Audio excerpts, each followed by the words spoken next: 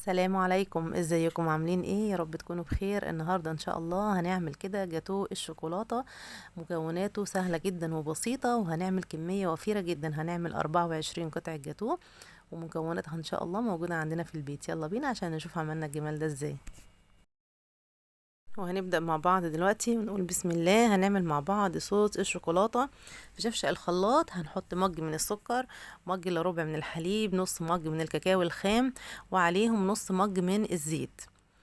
وهنضرب كل المكونات دي كده مع بعض لحد ما يتجانسوا كويس جدا. لو الخليط تقيل ممكن تزودي شوية حليب. انا عايزة صوص الشوكولاتة يكون بالقوام اللي انتي شايفاه ده. بصي يعني يكون متماسك كده وتقيل معايا، ما يكونش طبعا ايه متكتل قوي، يعني ما يكونش تقيل قوي. طبعا الصوص خلاص عملناه. تعالوا ناخد كده منه مج ونشيله في التلاجة، لان ده اللي هنزين بيه بعد كده الجاتو بتاعي. وباقي كمية الصوص اللي موجودة في الخلاط هنحط عليها بيضتين، وعليهم طبعا كيس من الفانيليا، وعليهم كمان يعني نص مج كده من الحليب علشان يمشيلي بس الخلاط. وبعد ما ضربتهم مع بعض بقى المكونات كلها بالشكل اللي انتوا شايفينه ده. تعالوا بقى نجيب الدقيق بتاعي. عندي مجين من الدقيق، حطيت عليهم كيس من البيكنج باودر كده كامل، ونقلبهم مع بعض كويس قوي. ونجيب بقى الخليط اللي عملناه في الخلاط كله وننزل بيه كده على الدقيق، واضربي بقى كويس جدا جدا لحد ما الدقيق يختفي معاكي في الطبق كده، لحد ما خلاص كله يتجانس مع بعض. وتعالوا بقى نجيب الصينيه بتاعتنا اللي هندخلها الفرن. طبعا انا جايبه الصاج الكبير علشان عايزه قطع الجاتو تكون ما تكونش تخينه قوي يعني.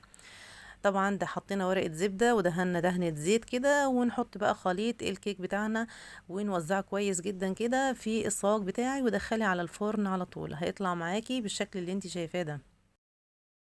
ما شاء الله الكيك طالع هش جدا زي ما انت شايف كده. وبصي السمك بتاعه حلو جدا، مناسب جدا للجاتو اللي احنا هنعمله. طبعا احنا هنسلك كده من الجوانب علشان هنشيل ورقة الزبدة. انا هزين القالب بتاعي بتاع الجاتو ده دلوقتي، هزينه في الصينية بتاعته مش هشيله، بس انا هقلبه كده علشان اشيل بس ورقة الزبدة من الظهر. ووريكم ظهره عامل ازاي. ظهره ما شاء الله واخد سوا حلو جدا، والعجينة او الكيك بتاعي نفسه هش جدا ما شاء الله. يعني طبعا هنشيل ورقة الزبدة كده وخلاص ملهاش لازمة.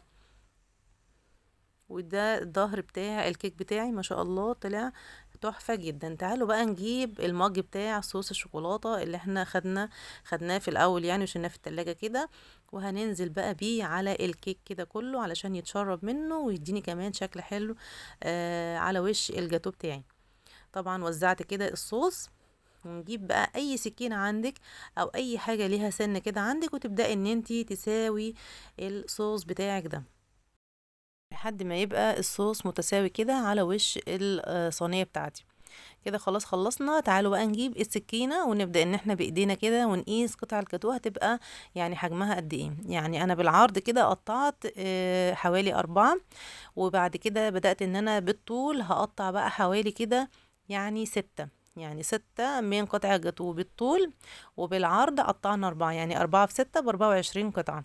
وعملنا طبعا الكريمة العادية عملناها قبل كده في فيديو، هقولها لكم برضو سريعا. يعني لو حطيتي مج من الكريمة حطي عليه مج من المياه المتلجة، وطبعا معلقة كاكاو علشان هتعملي كريمة شوكولاتة.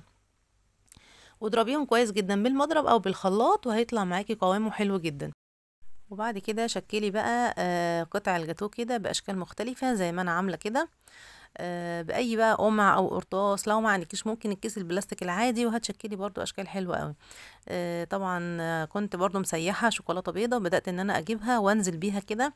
يعني عملت اشكال عشوائية على وش قطع الجاتوه، بيدي شكل حلو. وغير كده الشوكولاتة البيضة بيبقى طعمها حلو قوي كمان في الحلويات. وبعد كده بقى اخر لمسة معانا عندنا الكريز. هنجيب الكريز كده ونحط على الوردات اللي انا عاملاها بالكريمة دي كده. وخلاص كده خلصنا الجاتو بتاعنا. احلى جاتو عملناه. عملنا 24 قطعة يعني حوالي دستتين جاتو، وعملناهم بكوبايتين بس من الدقيق. دي كانت وصفتنا النهاردة، يا رب تكون عجبتكم.